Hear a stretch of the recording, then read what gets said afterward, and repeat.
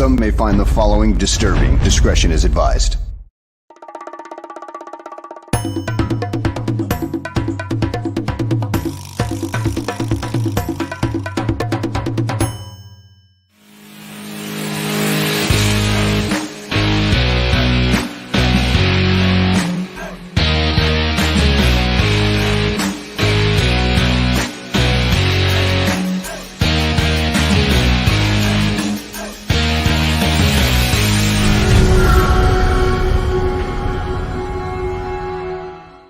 Welcome, everyone, to GTF Gabriel Talks Football. My name is Aldo Gandia. A quick programming note. Tonight at 7 p.m. Central, it is Bears Country Podcast. I think Dan is going to be on tonight. I don't know. Nomad and Mr. Shorty will definitely be on, and they'll be talking about the previous game, their overall disappointment with the Chicago Bears, and get into what the offseason might look like. But right now, we have got the expert of all experts. Greg Gabriel is here to talk Chicago Bears. Greg, how was your Christmas? Good. How about yours? Mine was outstanding. Look at what I got. I'm wearing it right now. I got a vintage, authentic Chicago Bears jersey, a sweatshirt from the 50s or something like that. It looks and feels great. I'm freezing my ass off. I got this damn vest on for outside. Did you have family over? On Saturday night, the grandkids are in town. I had them over, and then we went over there for dinner last night. My kids in Buffalo were stuck in their homes because they got hit with another storm. They're on opposite sides. There's a travel ban at least through tomorrow still. And and actually, even though there's not as much snow as 3 weeks ago, it's worse because the one 3 weeks ago really didn't hit. It hit the south part of the city, didn't hit the northern suburbs at all. And then in the south suburbs, and the suburbs do a great job cleaning up the snow. This one hit all over. And, so the city's blocked in. The immediate north and south suburbs are all blocked in. So I got 16 people died. Wow, that's unbelievable. It was funny. I heard Devin Singletary after the Bears-Bills game say that it was colder in Chicago, at least for that game, than it was in Buffalo. Oh, it's always colder in Chicago. Yeah. Never. I lived here now 21 years. It never gets anywhere near as cold in Buffalo as it does here. Get a lot more snow, but the cold, it's rare that you get below zero in Buffalo. You might get 2 days all year. And we had 2 days in a row, and it was when I got up, the one day I think it was minus 11 when I got up. Wow. Jeez. Well, I'm glad that the worst of the weather, at least here in Chicago, appears to be over, and we should be getting some nice temperatures in a few days. And I want to thank everyone in the chat room and those like Free Palestine who are letting people know about this show. He's a big promoter of this show. Thank you, Free Palestine, and thank you, everyone else. Hope everyone had a good holiday or is having a good holiday. I know that some of that stuff is still going on. Greg, I want to start with talking about this game on Saturday. The Bills thoroughly showed the Chicago Bears just what a talented roster looks like, didn't they? Well, I agree and disagree, and here's why. I mean, the Bears played them even, if not better, in the first half. You did. Okay, and the Bills made their adjustments, and then the difference in rosters took over, so to speak, in the second half. And, the Bears are playing for pride. The Bills are playing for home field advantage. Big difference. And that has been their drive since day one this year, is not only win their division, which they won a week ago, it's have that home field advantage so they don't have to go to Kansas City or Cincinnati or someplace in the AFC Championship game because they want to get to the Super Bowl. And if they have home field advantage, they got a damn good chance of getting to the Super Bowl. Well, and I mean, I've been saying it since the beginning of the season that the Bills have looked at many times like the best team in the National Football League. So I'll be surprised if they don't, at the very least, make Whoa, I lost you there, buddy. Do I got to handle this all by myself?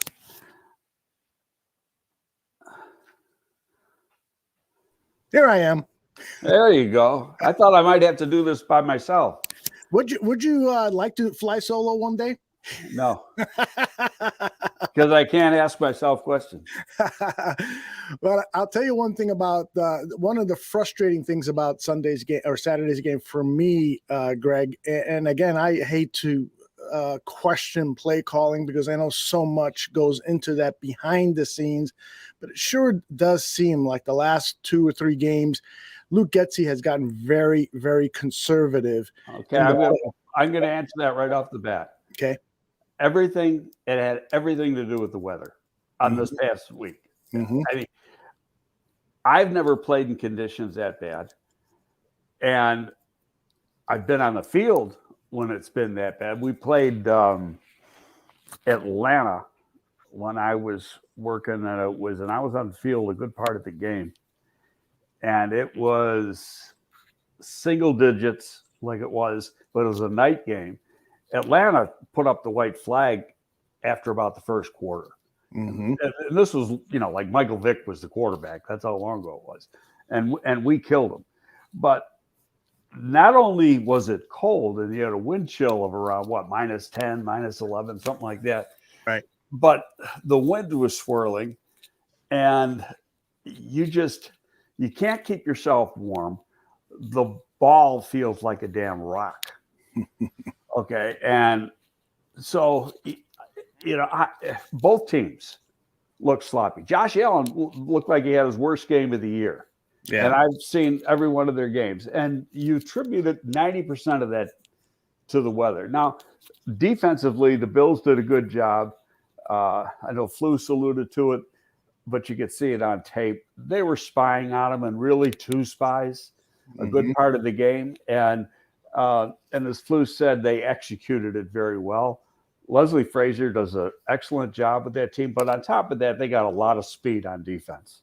They sure Real do. lot of speed on defense. And so, they were able to take away that threat of Fields running.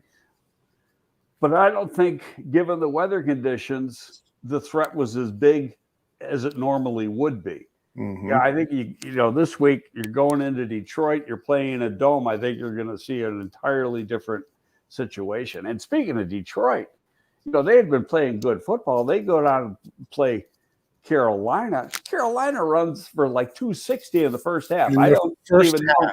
Yeah, I don't even know what the final stats were. I just know they killed them in the first half and ended up, killing them for the game. Detroit made a little bit of a comeback, but still didn't make it close. I wonder what happened to Detroit from one week to the next.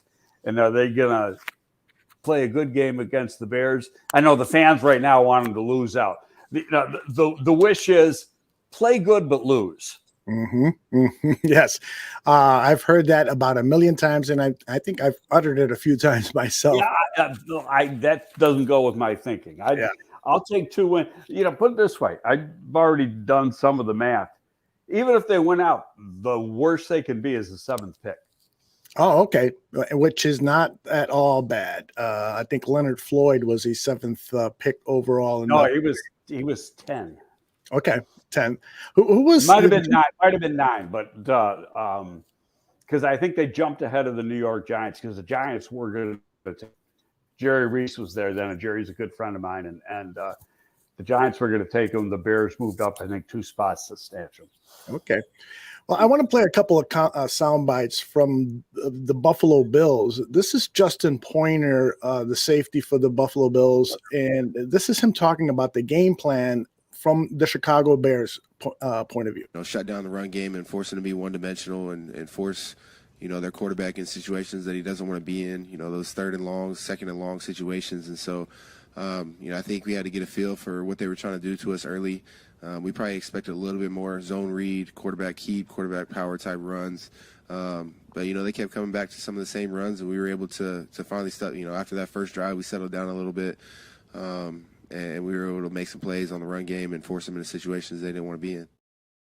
And so I think that's my point there, Greg, is that the run game with Justin Fields has been taken away since he had that AC joint injury, that shoulder injury, whatever it was. And that is a huge part of this Bears offense that has been eliminated. And therefore, this offense the last couple of games has been anemic compared to that 4 or 5 game stretch where they were averaging about 30 points a game. Well, again, I'm going to go back. The weather played into it, number one. But number two, your top 3 receivers are out of the game too now. I mean, Yeah. So, and you had another makeshift offensive line. And I watched up until about midway through the third quarter, right before we came on, because I wanted to watch Barroom at guard.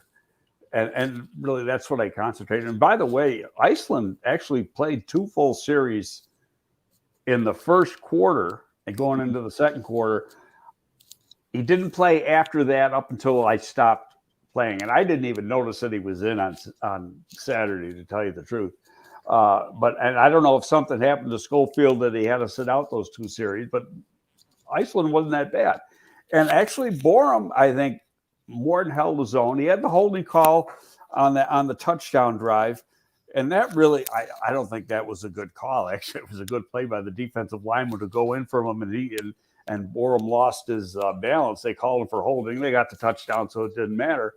But for a guy who has, I don't think he's played that position since he was like a freshman in college. Yeah. So that was encouraging. What I didn't like, and he may be for this particular scheme, the way you got to play out in space, if you're a guard, is that when he did have to play in space, his ability to adjust on the move was average.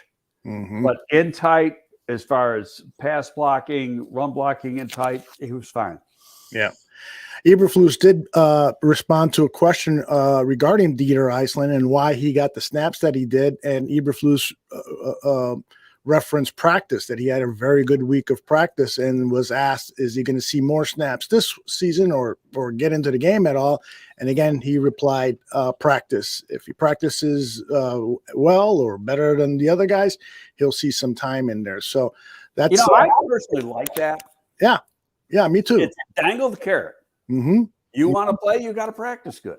Right. And you and I talked a little bit about that last week, and you made reference to Lawrence Taylor was one of the rare examples. You give him a pass, even if he shows up to practice with handcuffs. Yeah, well, you know what it is that you find out, don't forget, this is this regime's first year here. And you find out who you can trust and who are your players, who aren't your players. And then once you're into it, and sometimes it might take a couple years, then they're going to be guys that who you might throw a pass at, and just say, hey, if he has a bad day, so what? Because you know that he's going to show up on Sunday.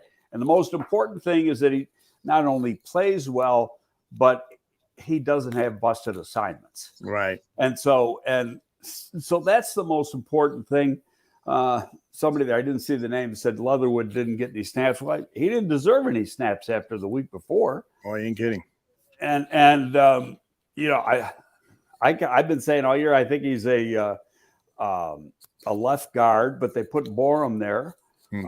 And like I said, I thought Barroom more than held his own. I think that's something to watch the next 2 games to see how he holds up. Because now, like I said, he hasn't played it in probably 6 years, that position in 6 years at least. And so I think going forward, now that he's got a game under his belt, let's see what he does the next 2 games. I mean, Detroit and Minnesota, much as I hate to say Detroit, pretty good. They've been pretty good the last half of the season. They have. And we know Minnesota is, but, Minnesota, for the people that want the second draft choice, Minnesota might be laying down and playing dead in that last game. They may be locked into their seed, and a win means nothing. And we're not going to know that for another week. Bellissimo has a question for you. He says, Greg, can I ask the value of placing a high value on practice, which is reduced contact for league reasons, versus actual snaps when they're in the game? Well, I think I know what he means.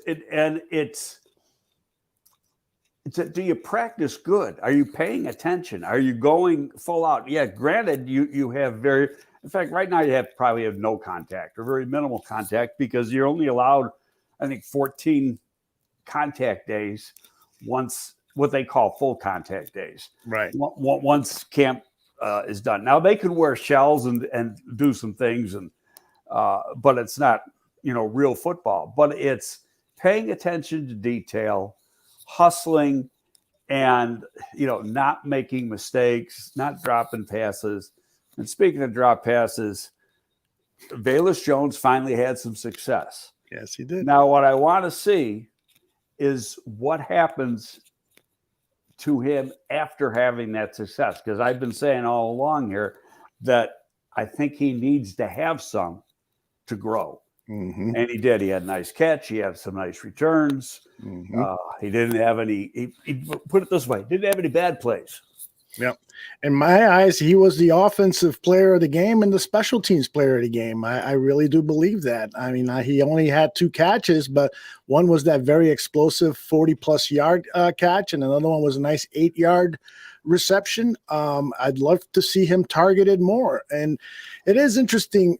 One of the sound bites that I want to play for you is Justin Fields talked about how if this team doesn't run the ball well, it's very difficult for them to get explosive plays. Let's listen to Justin Fields. I mean, yeah, but I'm not going to, the reality of it is I'm not going to be running for 100 yards a game. So, when a defense does a good job of, taking my legs away, then my job is to, like I said before, take a defender with me, maybe take 2 with me, and then allow the running backs to work. I felt the first drive, I felt like we were, explosive plays, explosive runs and stuff like that. And then after that, I don't think we, ran the ball well. The run game makes everything easier. Like Demo had that explosive run in the first drive of the game. So, of course, whenever we can have those types of plays, it always helps the offense be more explosive. This is a running team, right, Greg? I mean, yeah, I mean, they don't have the receiver core right now, especially now with guys down, to do anything different. You want to see what some of these guys can do. Can they show up and make some plays? But conditions are going to play into it. Now, again, we're indoors next week, so there is no excuse. You can't say the weather, and the air conditioning isn't going to be blowing too hard. Take the wind anywhere. And then the following week, the preliminary forecast for the following week is like mid-30s. Yeah. Who knows if that's it's still 13 days away. Who knows if that's going to hold up? Well, we're not going to have anything like we saw on Saturday. No, we're not. Let's talk defense, because I thought that the defense had a fantastic first half and really played in spots well in the third quarter. The amount of points the Bills scored really wasn't indicative as to how well this defense played, and they took the ball away from a Bills team that is, usually pretty good at protecting the ball. What are your overall thoughts about the Bears defense? Oh, I think, I look at the defense and I just see a defensive line that's not productive. And so I think that's the number one priority going into the offseason. And you might need as many as 4 players, 3 to 4 new players between free agency and the draft. And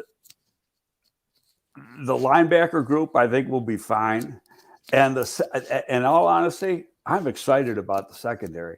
They only had 1 veteran playing back there. Yeah. And they're playing with all these rookies. And granted, they get beat every once in a while. They're rookies. They're supposed to get beat. But they show up. They're making some plays and they're doing some things, and you're going, wow, I mean, these guys got some talent. Yep. And they're all athletic. You can't take anything away from them. I mean, these guys are all, the corners are all sub 4.5 guys. Yep. Bellissimo asked, what's the difference in not having Sanborn out there among the linebackers? He's very, very instinctive. I'll steal a term that Parcells used in describing Pepper Johnson after Pepper's rookie year. And Pepper was like runner-up to getting in the Pro Bowl as a rookie middle linebacker.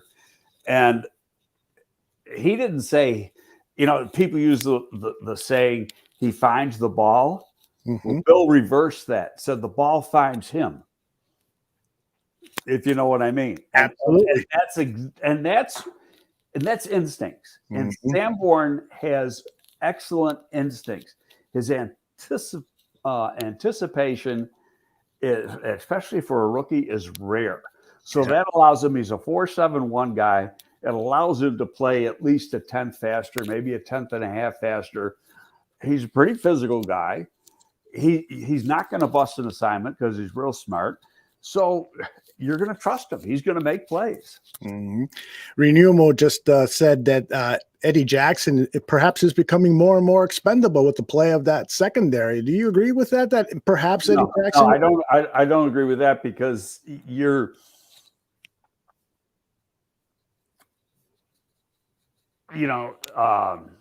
Carson Houston Carson, whatever the hell his name is. DeAndre Houston Carson, yes. He's good, but he's not an Eddie Jackson. Yeah. And Eddie directs traffic back there. Mm-hmm. But what I like about this group, though, is that, DeAndre's getting the most play time he's probably ever had since he's been in the league. Brisker's gotten quality play time. Everybody. Mm-hmm. Kyler Gordon's gotten, and these other rookie free agents have gotten quality play time. So you're going to go into next year. I'm going to say, I think right now, I would not be shocked if there's no changes in the secondary. You're bringing back the guys that are hurt, and you're going with the status quo. Yep. And I think at the linebacker position, it might be the same. But it's the defensive line, and then a little more. Now, I'm a little disappointed the other day. Jack Conklin, who was like my number one right tackle for free agency, he signed an extension. The good news was, if you look at the money he got, I think it was around 15, maybe not quite 15. Do you have those numbers anywhere? I'll find it.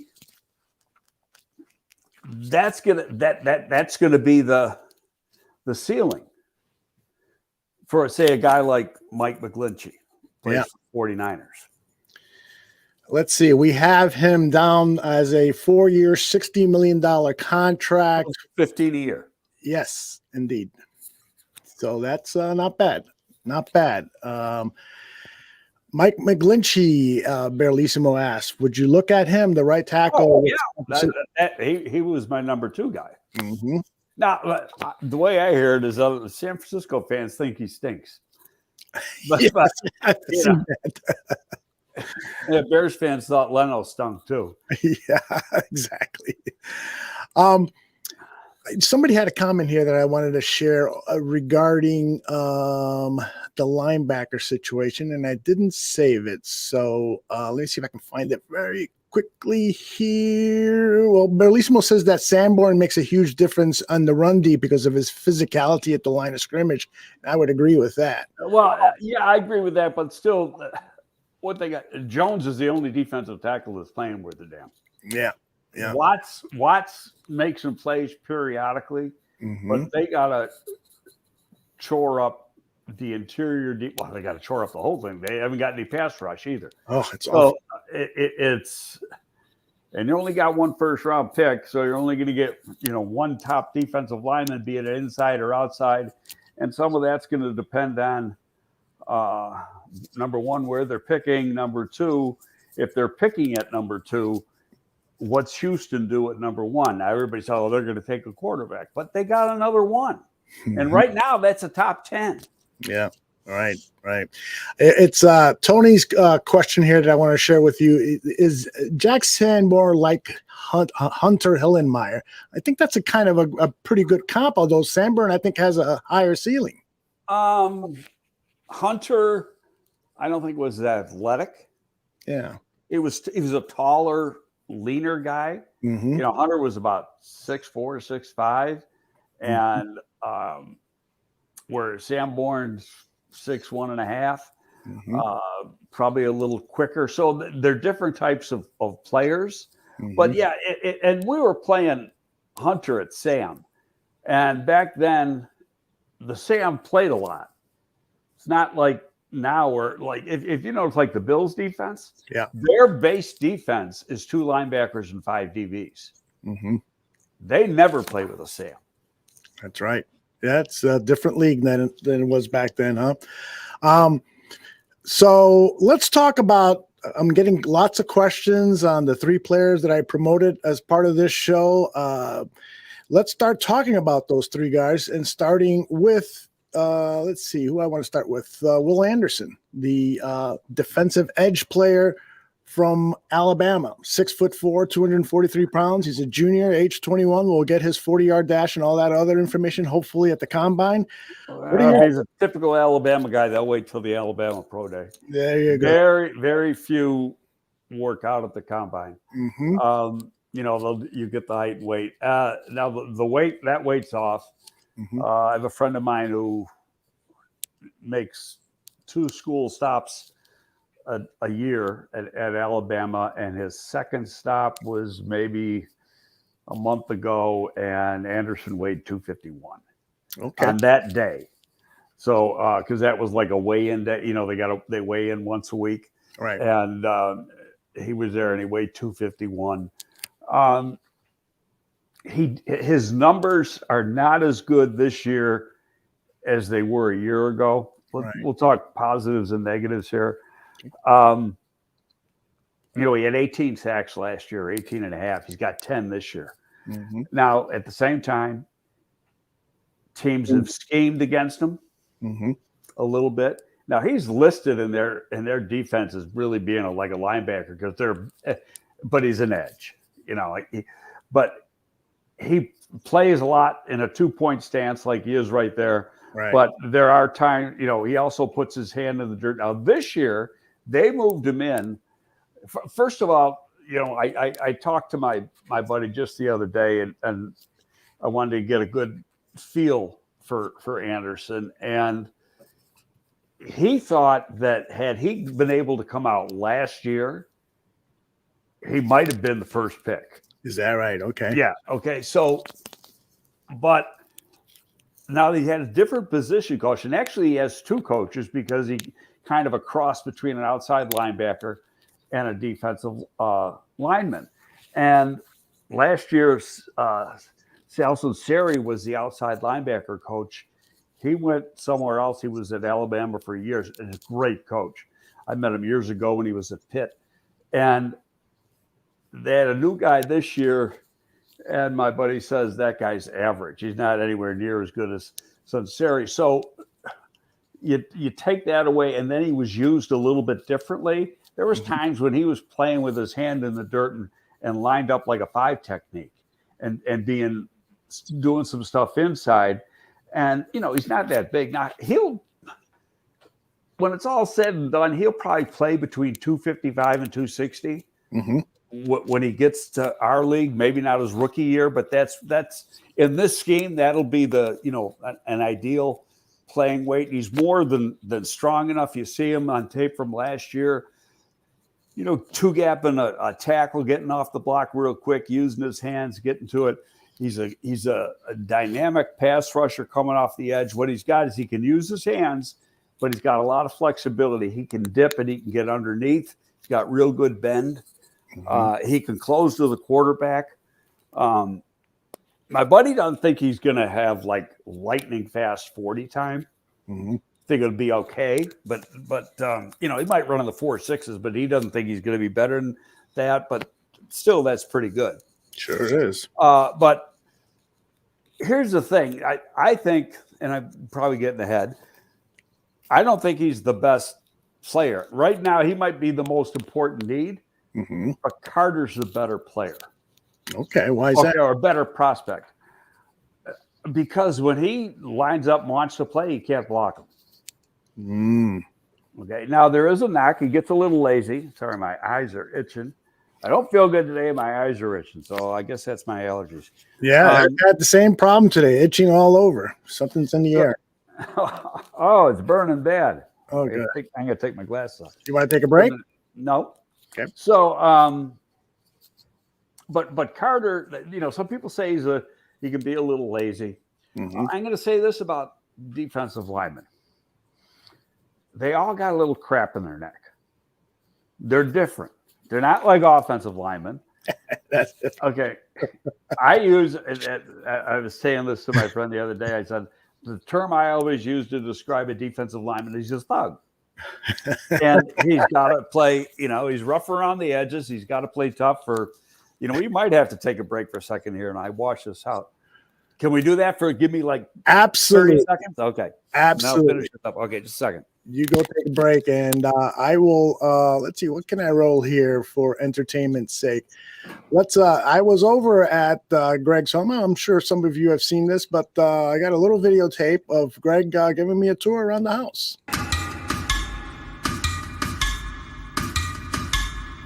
What was the motivation to get into scouting? I guess I've been analytical in that area, like even when I was like a kid.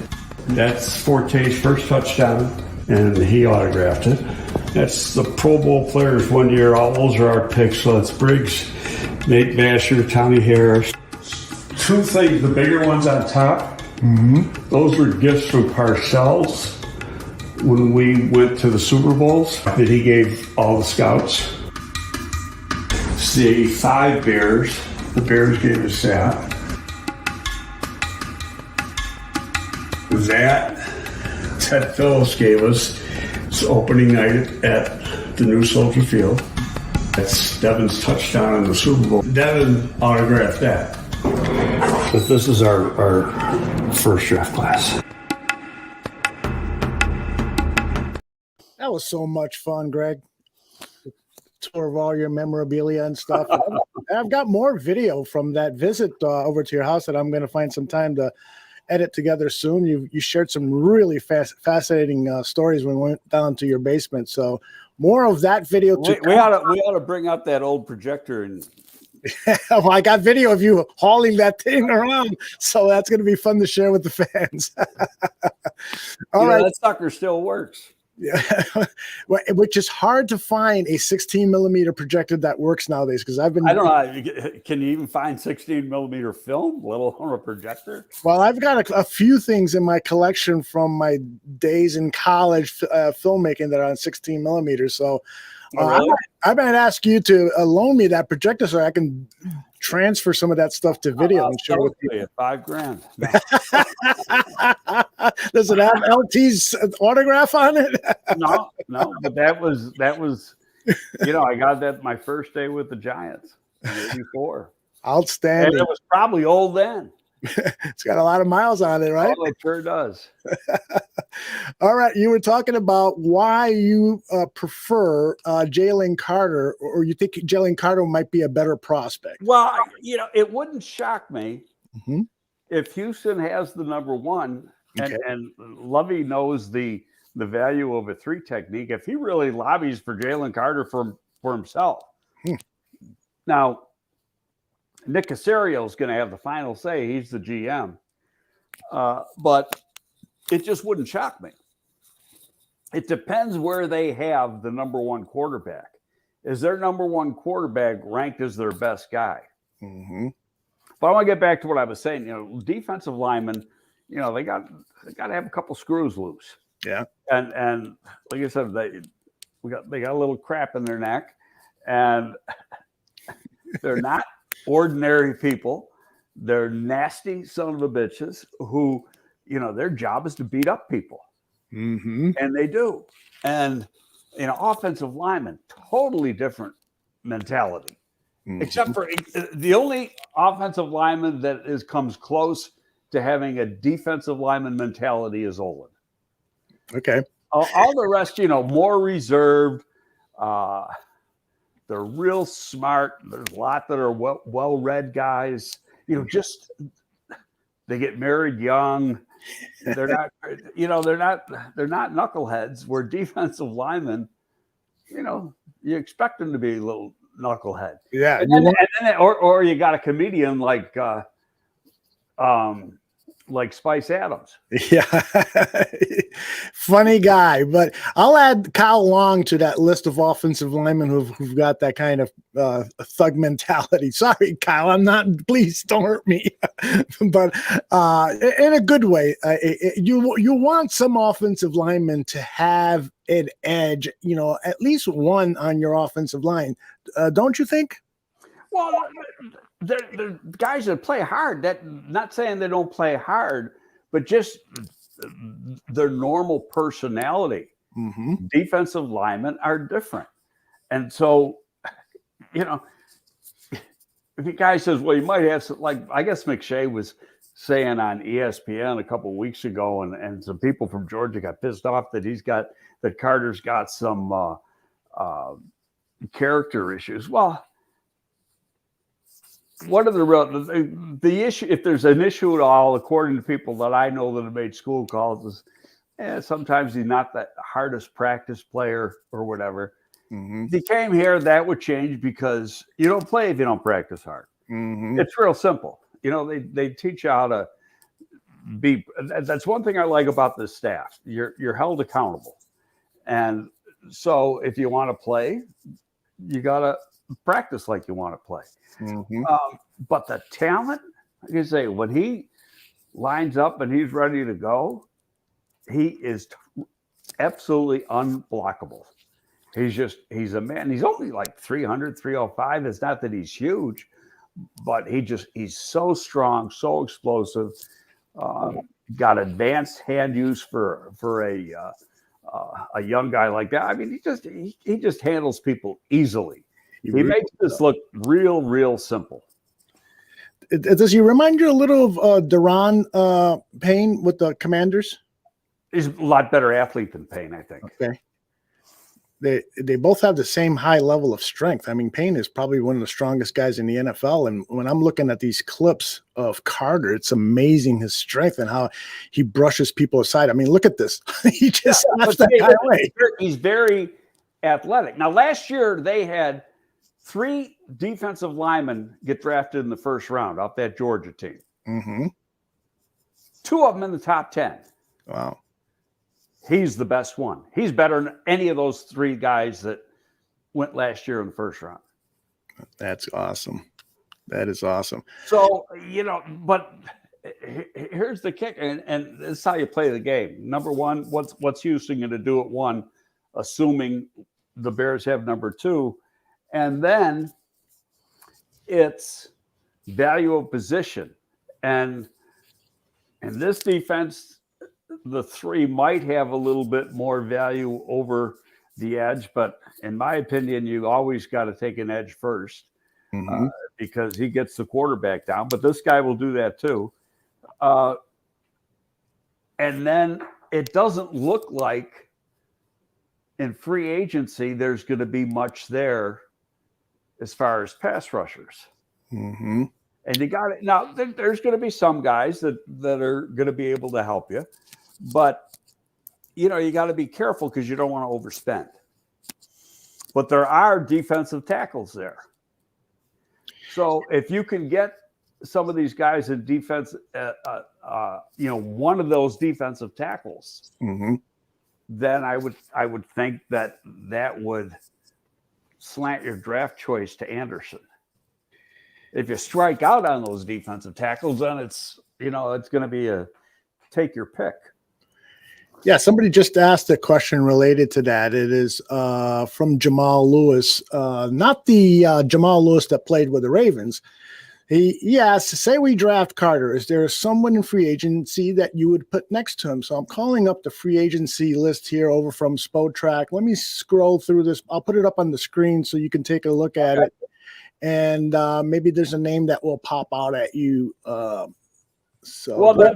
names I like, that's offensive line you got right there. Sure is. Let me fix that. Defensive tackle coming up. There we go. Okay, now you got Fletcher Cox too old, so you leave him alone. Hargrave is going to be 30. He's going to cost $20 million. If you want to pay $20 million, go get him. But he's going to be 30 years old. So do you want to pay $20 million to a 30-year-old? But then you go down, you got, I don't know why he doesn't have Payne way up there, but you got Payne. And I think he's got the defensive line, Daquan Jones from, there's Payne right there. Yeah. And then you got Daquan Jones. Sheldon Rankins would be, good to play that one technique. I think with the Jets. He started off, he's a first-round pick of New Orleans. And I think they got listed as a defensive end, the guy from Denver, Daquan Jones, because he plays a 5 technique there. But in our scheme, he'd be a 3. So it really gets down to who you're able to sign, and you got to see who's going to hit free agency. Right. I know a few weeks ago, Ron Rivera said we're going to do everything we can to keep Payne. I just don't know. You look at, they got to get a quarterback, and they're eventually going to have. They're going to have to, in another year. They're going to have to pay Young. They're already paying the guy next to Payne $16 million a year. Exactly. Can they put that much money into their defensive line? Yeah, I think it might be a little too much. Although Jordan has been telling me they're going to cut Carson Wentz, and the money they save with that cut is probably going to help them re-sign Payne. So we'll see if his prediction on that is correct. A guy here who I like, he might be a little too undersized, is the kid with Kansas City, Kalen Saunders. I think he played at Western Illinois. Yeah, he would be a nose or a one technique here. He's only 6 feet tall. Right. If you want to compare him to somebody, it's Spice Adams. Okay. So, quick, Spice probably a little better athlete, but Spice is only 6 feet tall, real long arms and very, very strong. I haven't done all my work on these guys. I've just done some of the top guys, and some of them aren't fits, because of their, Tevin Bryant athletically is a fit. I haven't watched Tevin Bryant since he was coming out, and I liked him when he was coming out. But, what he is right now, I don't have a clue. Because I would have loved that Conklin got to free agency, but he signed as far as offensive tackles go. Yes, indeed. Sad. Well, there's an interesting list of players here. So it's not as barren as, say, the free agency for wide receivers. So that's kind of some good news. There's some guys to study, and but I really do believe you've got to find this 3 tech, and probably finding it in the draft might be better. I would put Jones at the 1 if you're able to draft a 3 or sign a 3. And because he's the best guy they got. He's big enough and strong enough to play the 1. Watts is a backup. That who could play in the rotation, but you got to have good people around him. And now if you get a guy like Carter, Carter makes everybody a little better because he's a difference maker. And then teams are going to have to, I'm not going to say scheme, but they're going to have to be aware of him. Yeah. Even as a rookie. What do you think about Mike Pennell Jr.? He seems to have had some really nice moments at times, but he's not really a fit, but he's trying to make himself a fit. He only gets like 20, 22 snaps a game. Yeah. If you look at the thing, but he plays hard when he's in there. But if you're he's more of a 3-4 nose type guy. And now what's Foster saying? I'd say sign an edge, draft 2 defensive tackles. Well, again, it depends on availability, who's there. Availability, and there's not that much talent. Put up the defensive end list if you got it. Sure. It's just not inspiring. Let's see. Defensive ends coming up at you in 5 seconds. Let's see. maybe 5 more seconds. No, here comes. Let's get rid of Franco here and scroll down. J.J. Watt, Robert Quinn. Okay, well, you're not going to do anything, or Brandon Graham. You're not going to do. I mean, all those guys are into their 30s. You're not going to deal with them. Jadeveon Clowney, you're not going to deal with him. What about the kid from Indianapolis, Yannick? His production this year really hadn't been anything. He, talent-wise, probably the best guy, but he hasn't done a whole lot this year. Yeah. Ashawn Robinson is another guy you could put inside. Ogunjobi is see, they got some of these guys listed as ends on their 5 techniques. Ogunjobi's a 3. Keaton Hicks is a defensive tackle. Cleveland Farrell, he's been I don't want to say a total bust, but pretty close. Yep. Samson Ebukam, he's an interesting guy. Smoot is an interesting guy. Then you go down. Now, the guy I know some Bears fans were screaming for, but he's had a horrible year, is Marcus Davenport. Now, I haven't looked up what he's done in the last 2 weeks, but I know up until then he only had like 1 sack. That's right. And so Jerron Reed is an inside guy. So Dante Fowler, he's getting up in age and he's been an inconsistent player. Tyson Alualu, he's another 5 technique. Blackson's an inside guy. So a lot of those guys aren't really defensive ends. Kerry Hyder is a guy that I like, but he's more of an inside guy too. Yeah, so it's like finding him. Now there's another guy that a name I got you.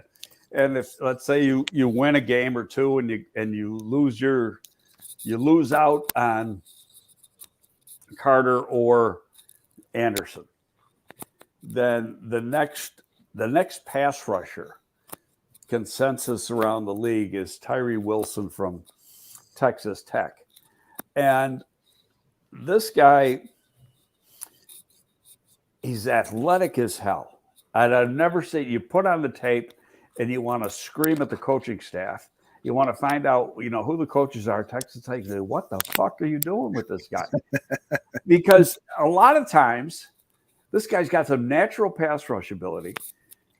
And a lot of times, on 3rd and long, he's not rushing the passer. He's dropping into coverage. He's listed as an outside linebacker. See, he's on his feet there. Yeah. Okay, but he didn't play the last 2 games, and then he shut it down. He entered the draft. He's coming out.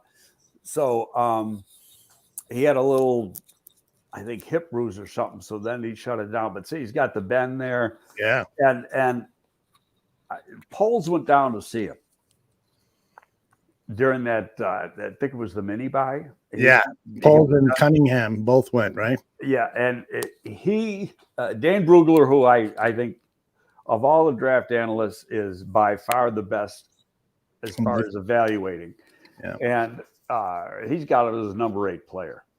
Wow. I know he's the number 2 pass rusher. And probably a guy that's going to be better in the pros, or the numbers are going to be better in the pros, because he'll be used strictly as a pass rusher and he's not going to be dropped into coverage. Because I remember, I watched probably 4 games of him and I'm going, why are they doing that? It was just so frustrating because you say he's the best athlete they got on the defense. I think he's going to test off the charts.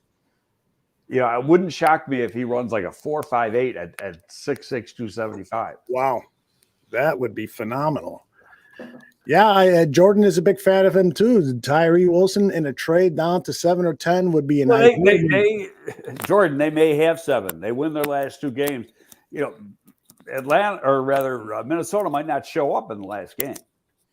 They might not need to play. They might, play all their backups preseason game. It depends if they in fact need to win the game. And Detroit, who after last week, I don't know what to think of them. Because Carroll, I'll tell you what, their interim head coach, he might end up with the job. We've got a few people in the chat who are saying that Wilson plays a bit slow. Tony says he plays like a 31-year-old. No, I don't agree with that. I've watched, like I say, 4 full games. and some clips of some other stuff. He's I think a rare athlete. What do you think he'll run in the 40? Just a guess. Wilson, I think he'll break 4.6. In the worst case, maybe 4.62. He can run. Okay. I'll be shocked. Put it this way. I'll be shocked. He might run faster than Anderson. Wow. That would be a statement. That would be a huge statement. All right, let's get to some questions here. Don Burr wants to know, ask Greg, does he see a big talent gap between Brian Breezy and Jalen Carter? Yes. Why is that? Well, first of all, Breezy's more of the one technique. He's not a 3. He's a good football player. And granted, now he's had some heartbreak this season. So you might have to give him a pass on that too. His sister died early in the season, his younger sister. Oh, did not know that. She had some, I think, rare cancer or something. And so he missed a few games, playing with a heavy heart. Good player, but not even close to the natural talent of Carter. I personally think he's a little overrated. Okay. Skeet wants to know, what do you think about the right tackle from Tennessee, Darnell Wright? He's been a popular topic. Haven't done him yet. All right. We'll get to him in a few weeks. Bear Truth wants to know, my question, is he worthy? Oh gosh, who was he talking about when I posted this? I think it was Will Anderson. Was he worthy of a 1 or 2 pick? Does he have the upside? Anderson? Yes. In this draft? Yeah. Okay. Cornelia says he's seen a mock draft suggesting the Bears draft a running back. I think he's out of UCLA, Zach Charbonnet in the 2nd round. That guy reminds me of Mr. Matt Forte. I can tell you right now, they ain't taking a run back in the 2nd round. I doubt that very much too. When you get running backs late, who are productive running backs, it's just not happening. And you only get, when you draft a running back, you figure you got him for 1 contract. Anything after that's a bonus. All right. Tony has a hypothetical here. He wants to know, if the Bears do land the 2nd pick in the draft, are you trading down or targeting Anderson or Carter? Let's say you get an offer from the Detroit Lions or Seattle Seahawks, and you've got an opportunity to get 2 number 1 draft picks, a mid-round pick in 2023 and a pick in 2024, plus a mid-round pick in this year. So would you consider a trade? Well, it depends. First of all, it depends where you're going, how far you're dropping down, and where's your cutoff line as far as the talent level. Okay. How a fan may see the players and how a board's lined up are 2 different things. And there's going to be a drop off in talent, and you don't want to go below that line where the drop off is. And everybody's assuming people are going to want to jump up and take these quarterbacks. Right now, I'd say that ain't happening. Okay, but because of history, they think it is. But then you go back and look at all the drafts. There's a couple drafts where they did last year, and now you look at some of the ones where they took guys high. A perfect example is Zach Wilson. He stinks. He's awful. He's terrible. Yeah. And he never should. And you say the guy who went number 3. After that, the kid from North Dakota State. He may never get on the field, and their 7th round pick is going to be great. So it's what do I want to say? Over analysis by some of these people on these quarterbacks. In the old days, it was show me, baby. You had to have production. Right. Zach Wilson, you go back into his 2nd last year at BYU, he was a sub 60, if I'm correct. I remember looking at this. I think it was like a 59% passer. He wasn't even rated. And then they play the 20 season. It's the COVID year. They're playing a dirt shit schedule. And he puts up some good numbers. But I think they only played 1 good team all year. And because, they were an independent then, and everybody was just trying to play because of COVID, just try to play a conference schedule and stuff. So they had stretch to get some games. But, he was a one-year wonder, for lack of a better word. He has no football character. And that's what the Jets have found out. And at that position, that's why Josh Allen is so damn good. And I wrote about it a couple of weeks ago.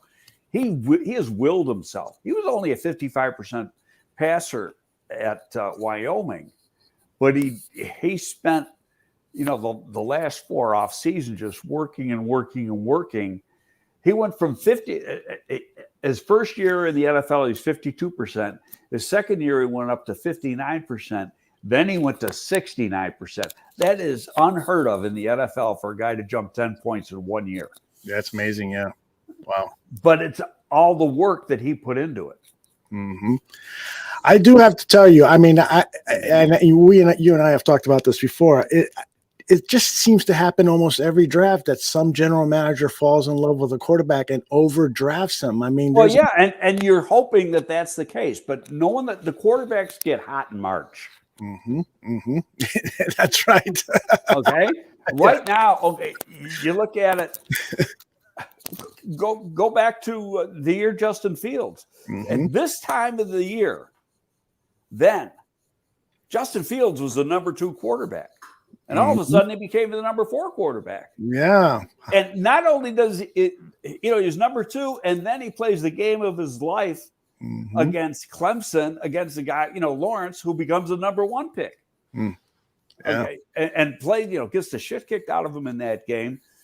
Bruises his ribs, still has a hell of a game.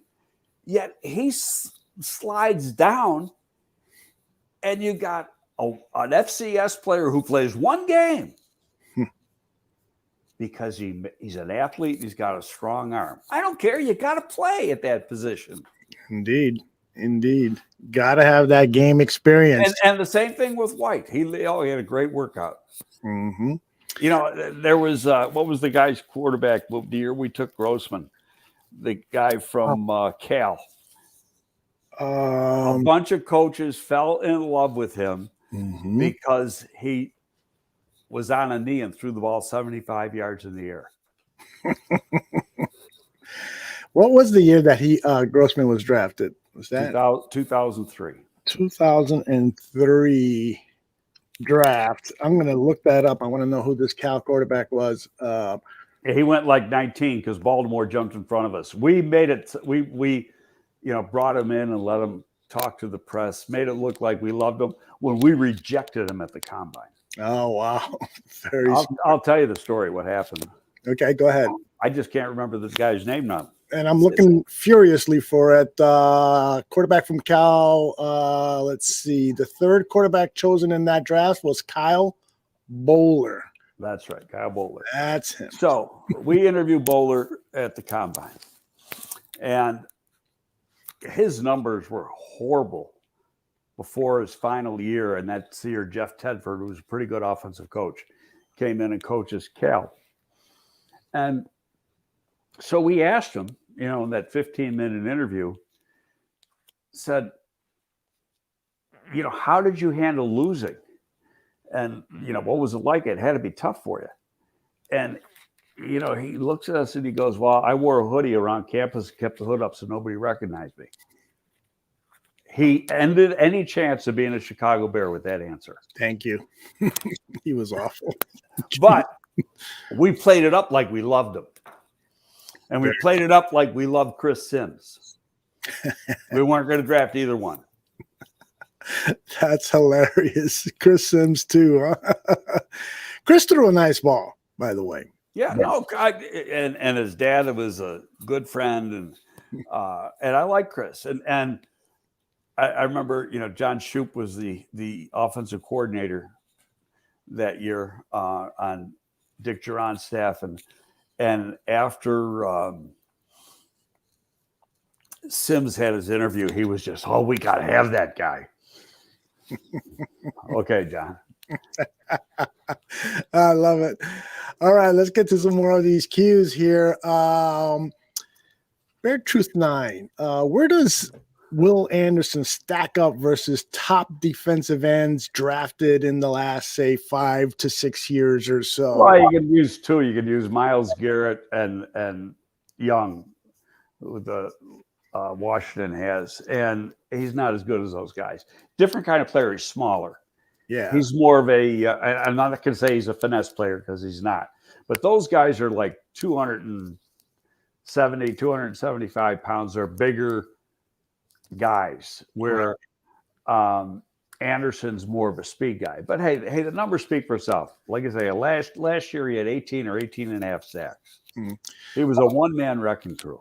And J-Rock has a good follow-up question to that. Is Will Anderson a true defensive end, or is he a 3-4 outside linebacker? He's a pass rusher. He probably drops 2 or 3 times a game. Yeah. But you know, they've changed the name a few years ago, and it's really an edge because you're playing so much sub. You're playing sub in most cases like 75% of the game. So your pass rushers, be it they're in a 2-point stance or a 3-point stance, are pass rushers. You can call them what you want. They're edge players. Yeah. And that's what he is. He can play. If you put on the tape, he can more than hold his own and not give ground. He's strong. You see him take on offensive tackles from the SEC, and he just stuffs them right there at the line of scrimmage.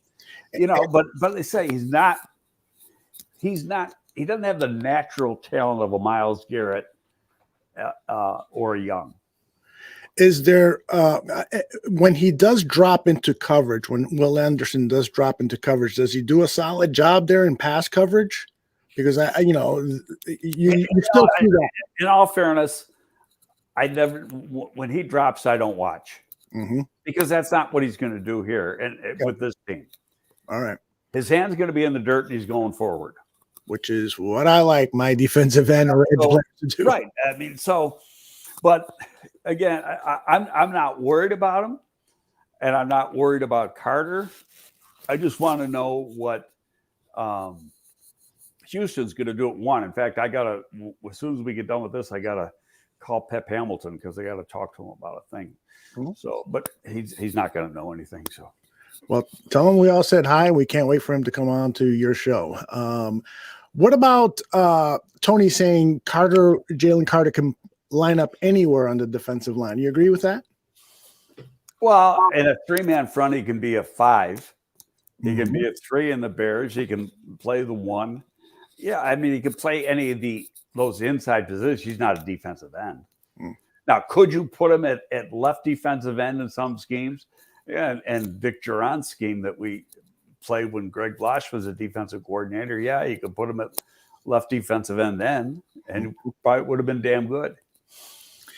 Tony has another question. He says, do you think Ryan Poles did a bad job of cutting and trading away stars to save money, only to spend money on bad 2023 free agency class? Well, who said it's bad? They didn't spend any. And don't forget, some of that money is going to players that are already here. Yeah, that's a big part of it. You got to take care of some. There's going to be guys you got to take care of. Okay, you got to take care of Justin. You can pay Justin Fields in another year, you know.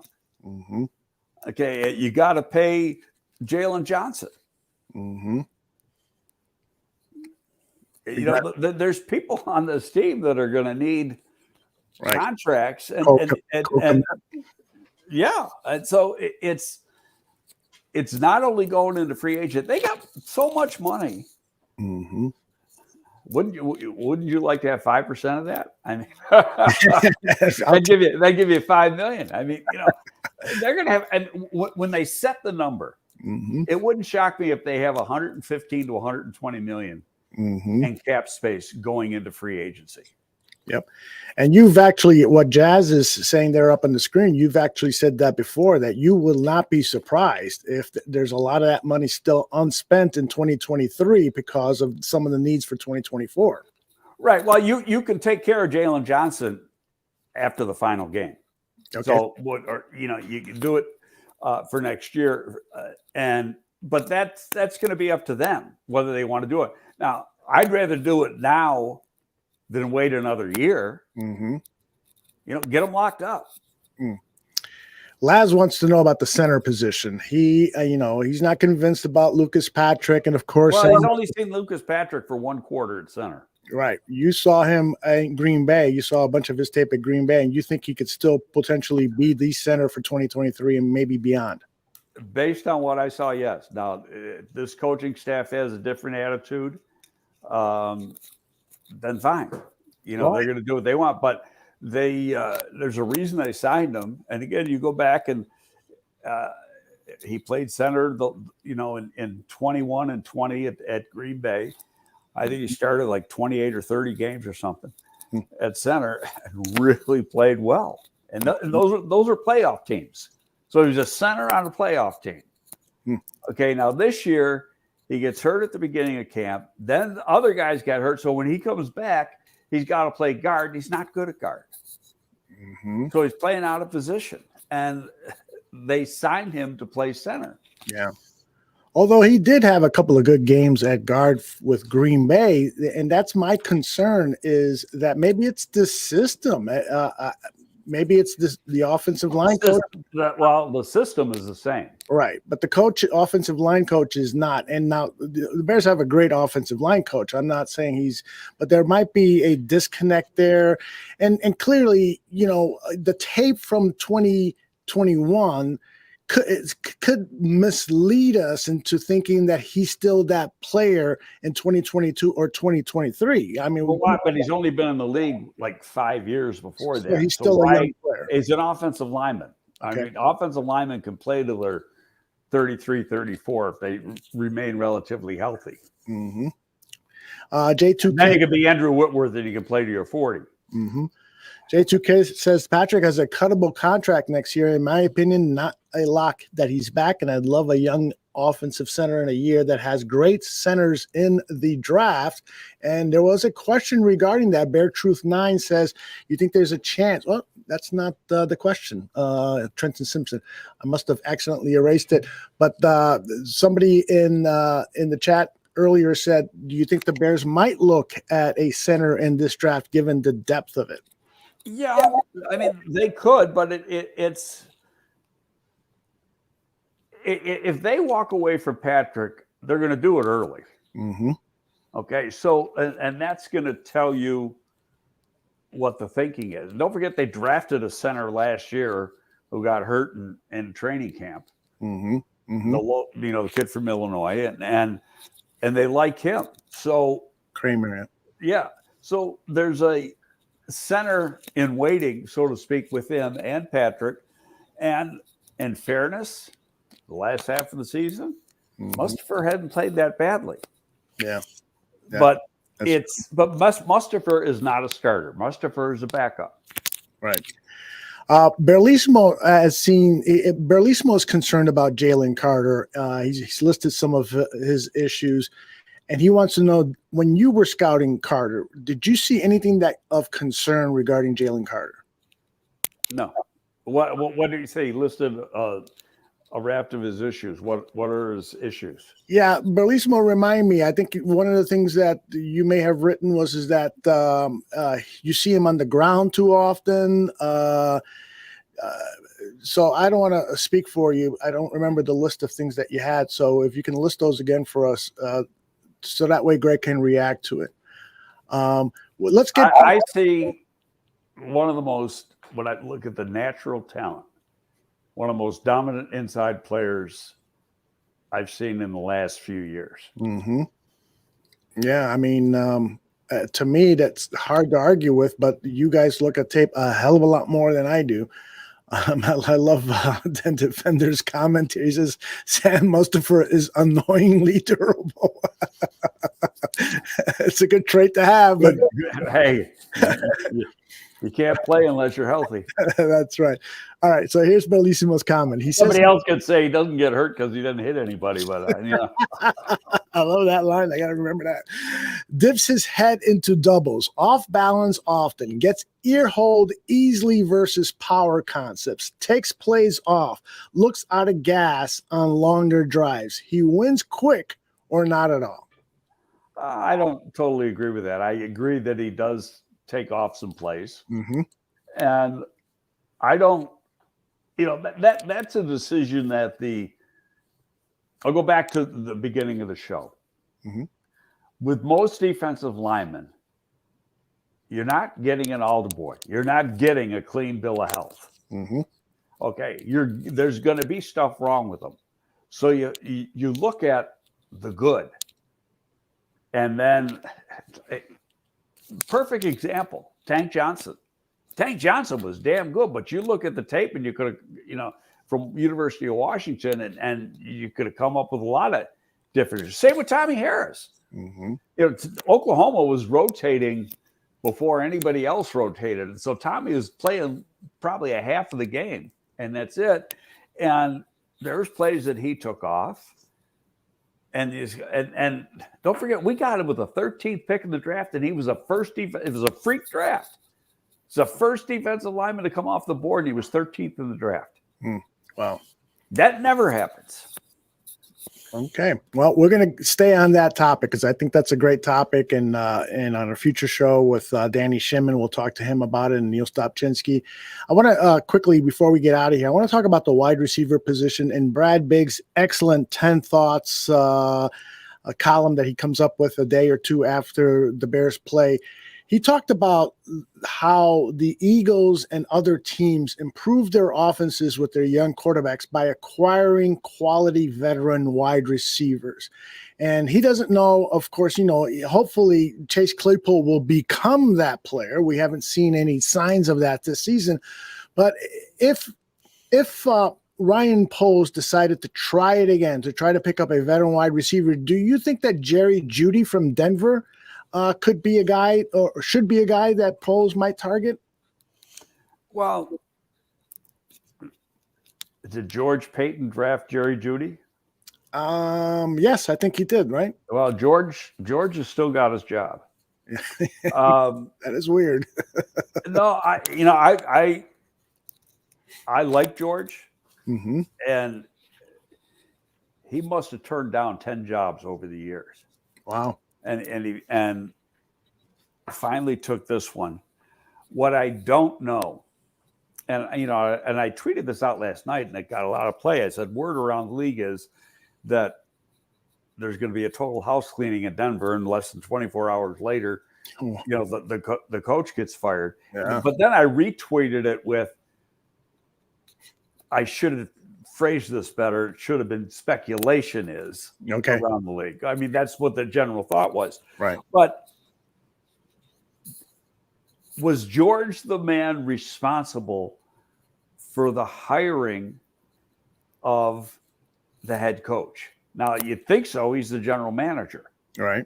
Okay, but was John Elway involved or something like that? Because I was reading through some stuff today, and he was supposed to leave Denver and then go to Jacksonville for like a second interview or something.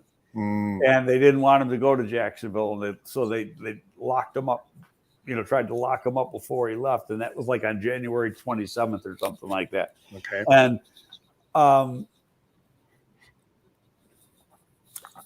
personally, I never thought he was going to be a good head coach. Mm-hmm. I remember he was the OC in Buffalo years ago, and it's like he didn't do anything for anybody. And then he had the title OC in Green Bay, but he really wasn't the OC. The head coach is the OC. Right. LaFleur's the OC. So he hadn't called plays. He's called plays before. He just didn't call plays at Green Bay. Mm-hmm. So now, and he's got one of the better quarterbacks in the game. So I think Getsy's better than him. Wow. Okay. So, and Getsy was the guy who was really more hands-on with Aaron Rodgers than Hackett. So, but that's been proven. But with George got two big strikes against him. And if you look at the statement that the ownership put out, they said, the owner said, I'm going to be the one leading the search. And then he said, and then later on, it says something like, and I'll do what's ever necessary. So like on one paragraph, he said, George is safe. And then 3 paragraphs later, he goes, but he may not be, just not using those words. Yeah. But it goes back to, did George have the final say on hiring Hackett? Because if he did, that's a strike against him. Mm-hmm. And then he did make the trade for Russell Wilson, which is right now an awful trade. Oh, gosh. So you gave up the farm. Not only did you give up the farm, but you can't even get rid of him. Yeah. Yeah. Because the contract is so bad. So that's a double whammy. Mm-hmm. So how do you overcome that? That's so, like I said, is there another presence in the building, for lack of a better term, that is more responsible for some of this stuff than George? Yeah. Well, we know that John Elway has had a reputation for meddling, and sometimes it's worked in favor of the organization. He was the primary person in acquiring Peyton Manning, and they won a Super Bowl under Peyton Manning, although Manning was a shadow of himself by the time he came, and there was a team that won primarily first and foremost with defense. And, of course, Manning's leadership stands for a lot. Jordan asks to Greg, by all outward appearances, it does indeed seem George solely steered the ship in acquiring Russell and hiring the next head coach. I agree. I agree with what Jordan's saying.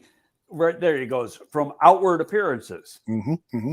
But is there somebody inside the building that was really pushing that? Now, personally, I've known George a long time, and I know he's turned down a lot of jobs. Why would he take that job unless he had that authority and control? Right. You would think.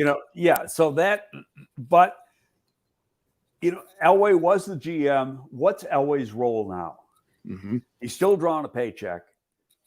And was Elway involved in the interview process? And Elway was real tight. You had the former owner's family, controlling that team, and Elway had a strong voice with them. Now, I'm not saying this is hypothetical because I don't know the answer, but now you got, the Walmart people buy the team. They pay $4 billion, and the team sucks. So, it just stood to reason. They're like, hey, this doesn't. We're not going on like this. We paid $4 billion. We're changing it. We're going to get our people. Mm-hmm. Mm-hmm. J2K wonders, getting back to the Bears, which teams do you realistically think would trade up for a quarterback? Well, let's start with the Colts. You think the Colts and Ballard are going to say, okay, let's screw this thing. Let's start over. Let's get our quarterback and build around them? Knowing Chris the way I do, he might move a couple slots. I don't know if he'd want to move 4 if they're at 6. And again, I think some of it would be, you'd go into that draft saying we may want to move up and try to and put the wheels in motion before the draft, but not necessarily make a trade. And then depending on what Houston does, because it's how they rank the quarterbacks. Mm-hmm. Okay, so who's number 1? The quarterback that goes number 1 might not be their number 1.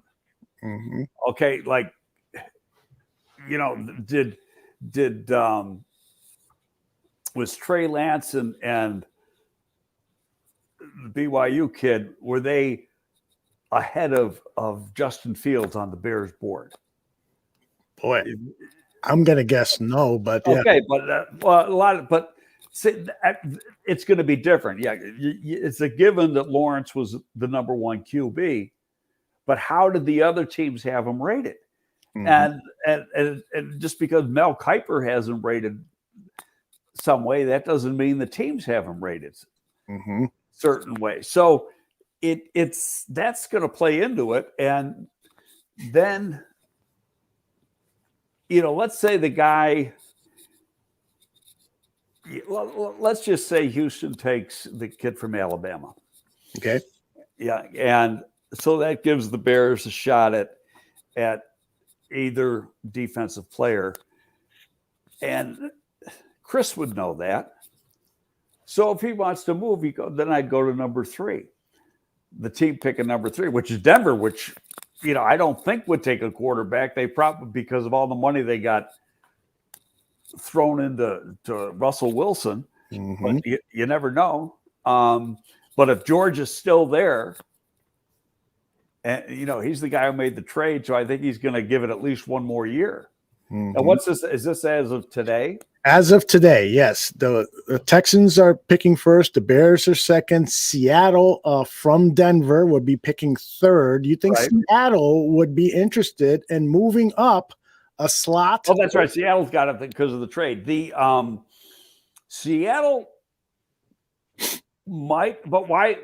That's like the Bears trading up for Trubisky. Why would they do that unless they thought, say Indy wanted to go to Chicago. Indy could go to Arizona. They could go to Seattle. It depends what you do your research. Right. And we could sit here and say, no, they're not going to do that. Well, we're only halfway through the process.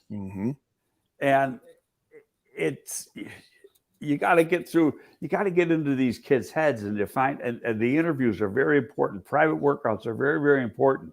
And then if the quarterbacks, I think that their tape does not say they're worthy of being, say, the first 2 picks in the draft. Right.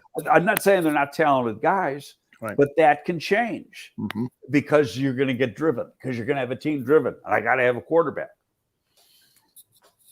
And so, we're sitting here. It's still December.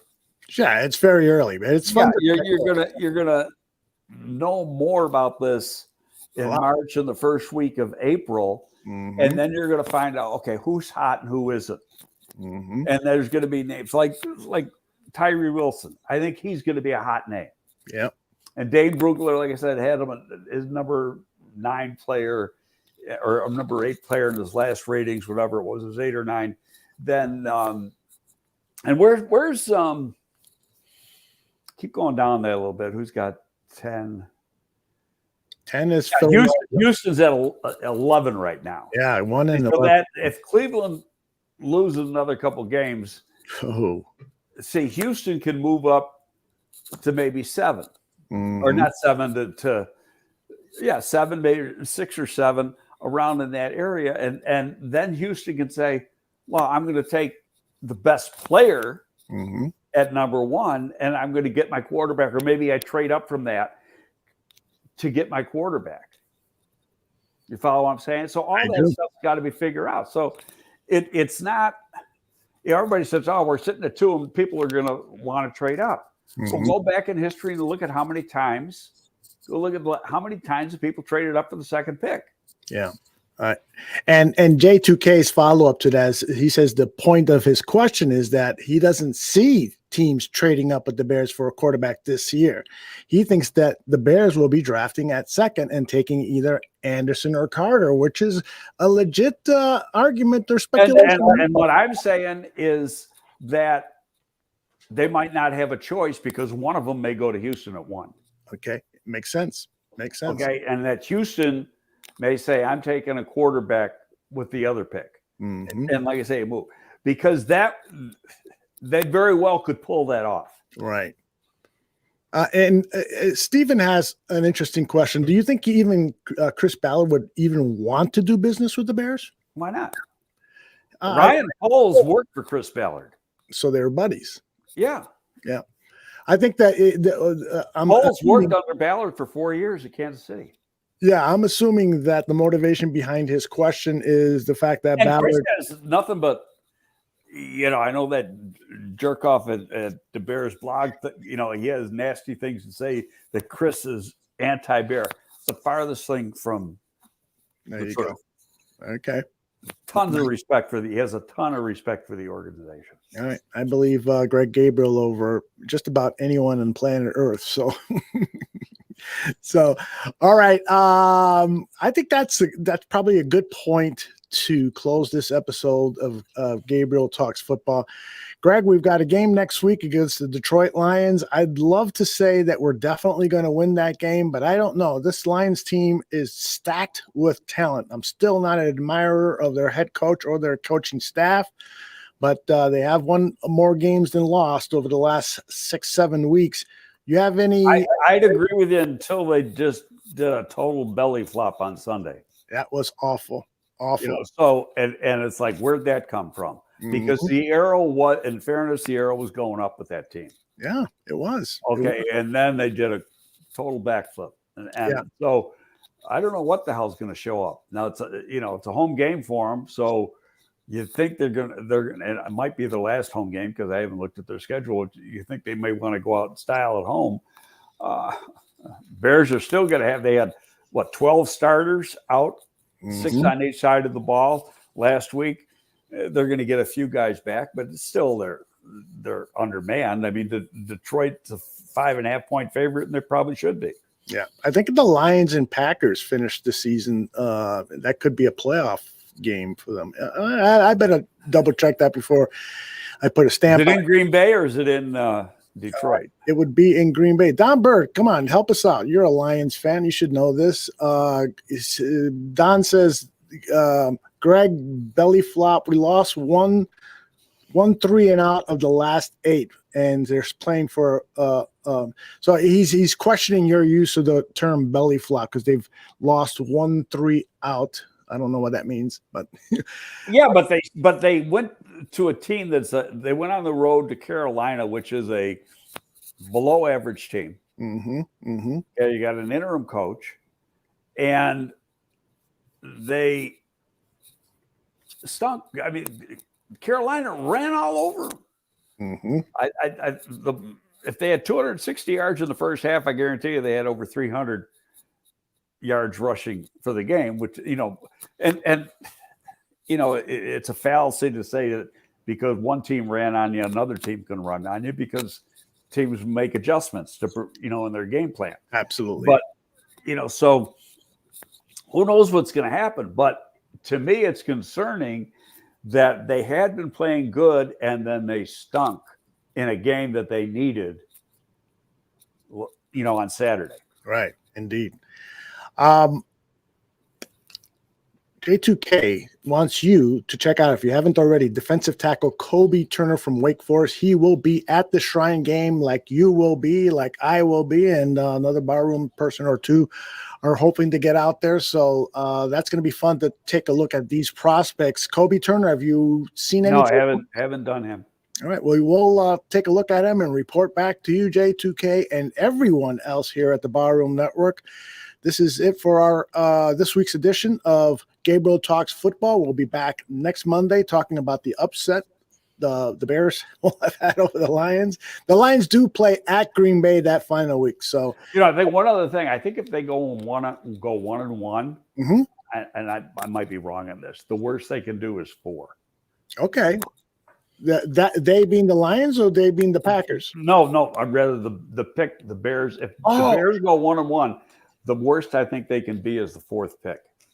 Wow, that's nice to know.